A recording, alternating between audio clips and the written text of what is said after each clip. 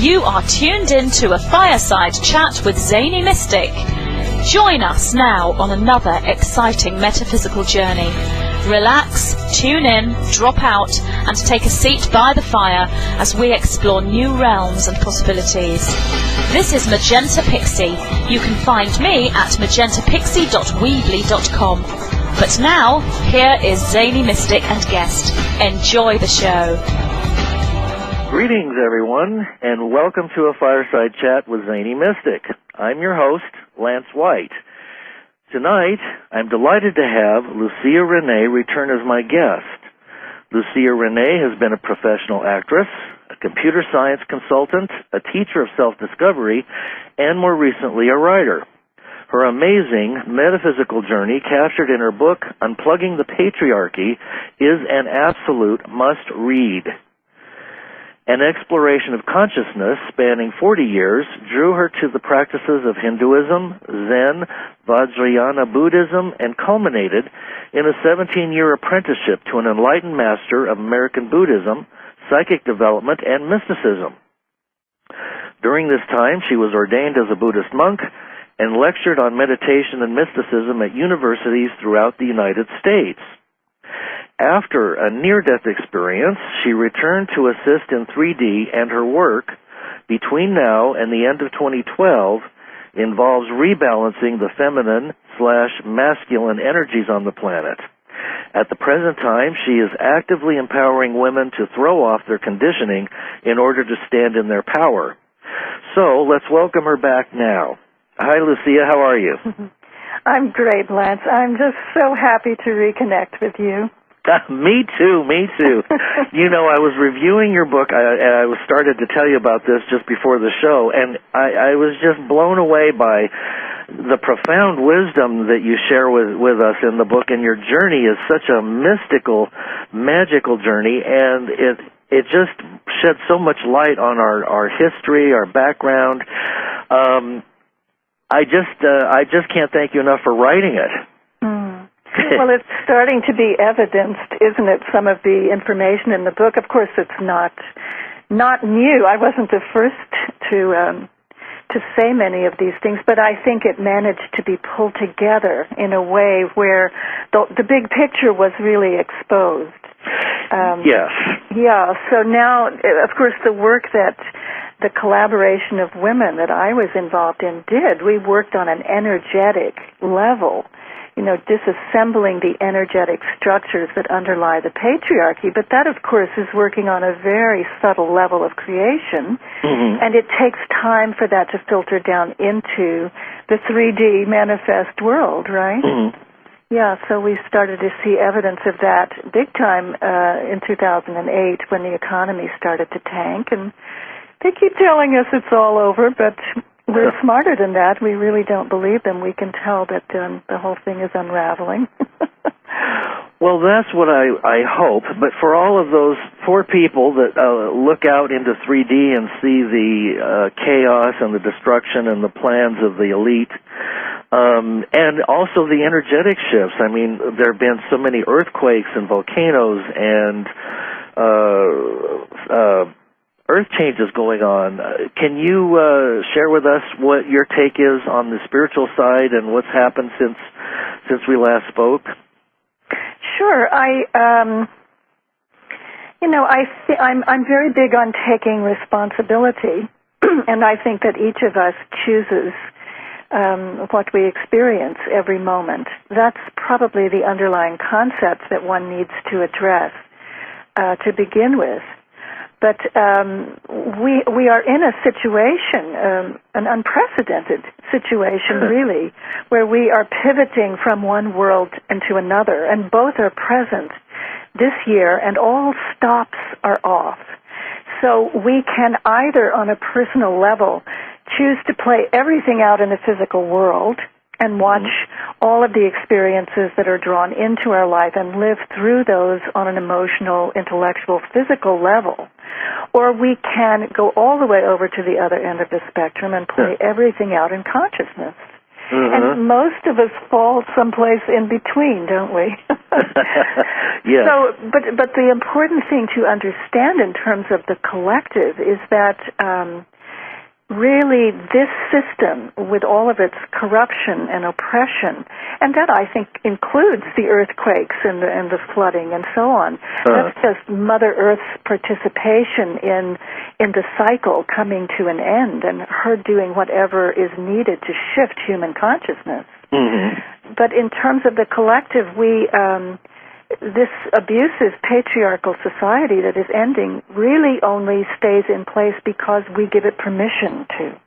And so that's what my book really is about. It begins for someone, or continues, it amps up the journey, if they've already begun that journey, of unplugging their energies from a world that is dying, that is meant to die at this time. No problem with it dying. It's supposed to die. But I realize for the personal self that can be very uncomfortable. Well, especially when, we are not sure about what's on the other edge of the cliff, whether or not we can fly or not. And, of course, we are veiled in consciousness, so we don't have memory of our past, and that is kind of a bit of a problem for us.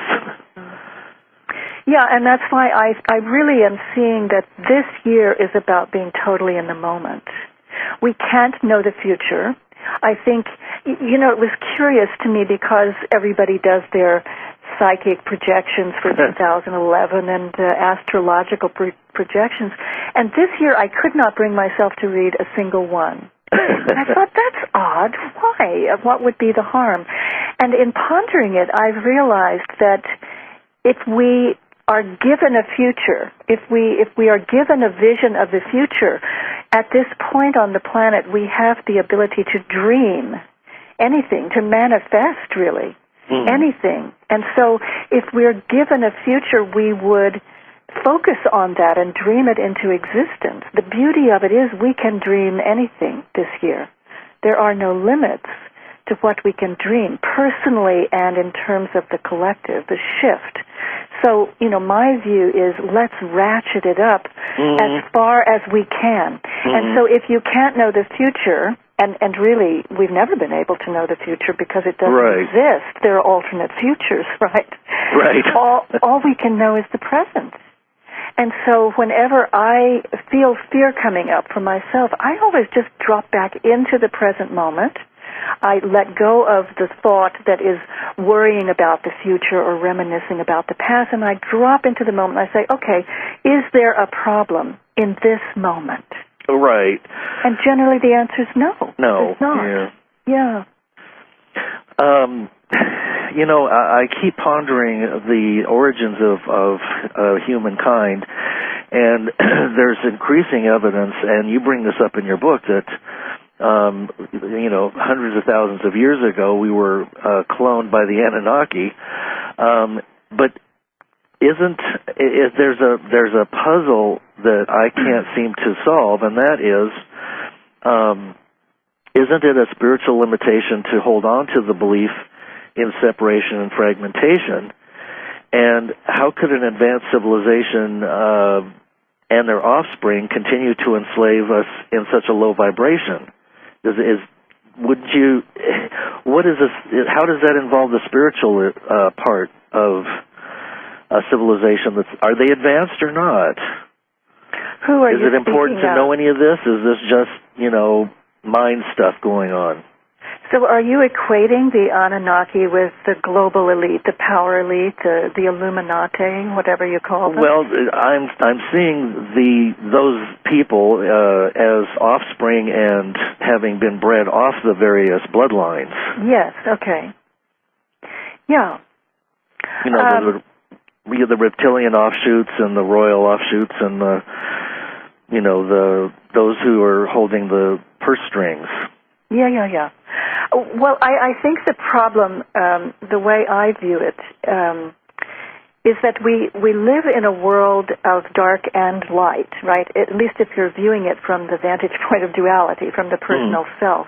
If you rise up out of that and you view it from the vantage point of the universal self, it's more like the dance of Leela, right? So there is no good and bad or light and dark. But the idea, I think, is that this was a light world, and the experiment in consciousness was to inject darkness in it, because that would advocate growth in consciousness, right, for both light beings and dark beings. And if one can come into a place where they reconcile the dark and the light, where they reconcile and bring to rest all polarities within consciousness, then we ascend into unity consciousness. This is enlightenment, right?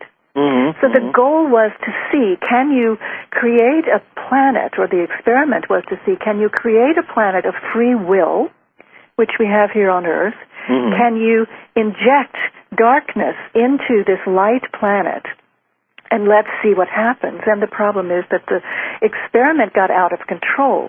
And the reason it got out of control, I mean, seriously, out of control, I think we have to agree. Absolutely. No question about it. Is that darkness knows no limits. Darkness didn't want to learn from the light. Darkness wanted to control and own and oppress, right? Right. So darkness knew no boundaries.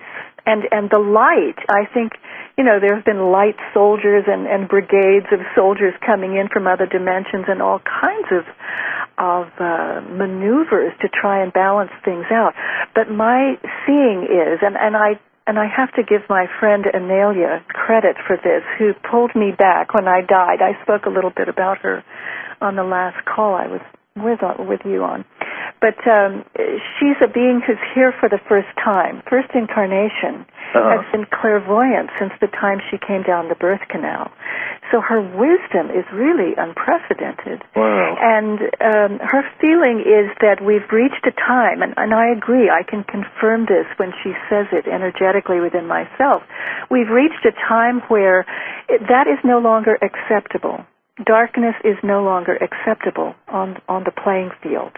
Light does hold the playing field, but at this point it is absolutely appropriate to say to one who is holding the dark, that's it. Either you change, either you return to the light, or you must leave now. And you can define leave in whatever way you want. You can get on a spaceship and go. You can die and leave the body. You can walk out with your body if you know how to do that mystically. There are a lot of ways to leave. But that is happening with, if you want the global elite gossip. Yes, I do. That is happening at an unprecedented rate. They are returning to the light, so much so that the global elite is now fractured. Well, I had heard rumors of that, but some of that comes through channeled sources, and it's difficult to verify anything channeled lately. I try to rely on my own information, but my sense of things is that there is some kind of chaos going on. Yeah.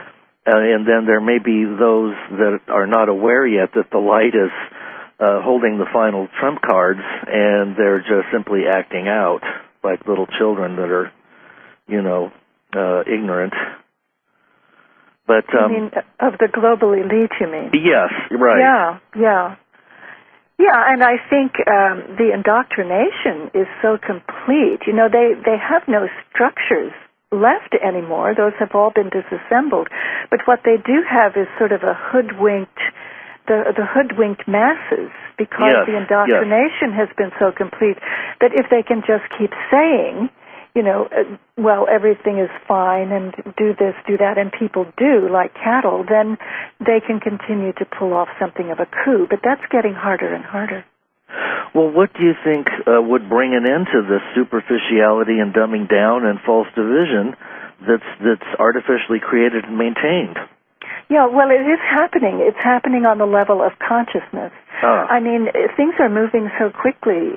If you just look back over the last year, all of the information that has come to light, all of the information that's now in the mass media, all of the whistleblowers, it's unprecedented, Every once in a while you'll read a poll that was taken, and the majority of people believe at this point not so much that 9/11 was an inside job perhaps, but that the government knew about it. This is a huge breakthrough in consciousness. Yes. that the masses could believe that at this point. Yes. You know, so I think it... Lucia René has been a professional actress, a computer science consultant, a teacher of self-discovery, and more recently a writer. Her amazing metaphysical journey, captured in her book, Unplugging the Patriarchy, is an absolute must-read. An exploration of consciousness. You are tuned in to a Fireside Chat with Zany Mystic. Join us now on another exciting metaphysical journey. Relax, tune in, drop out, and take a seat by the fire as we explore new realms and possibilities. This is Magenta Pixie. You can find me at magentapixie.weebly.com. But now, here is Zany Mystic and guest. Enjoy the show.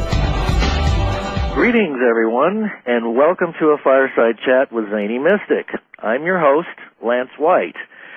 Tonight, I'm delighted to have Lucia René return as my guest, Patient in Mysticism at universities throughout the United States.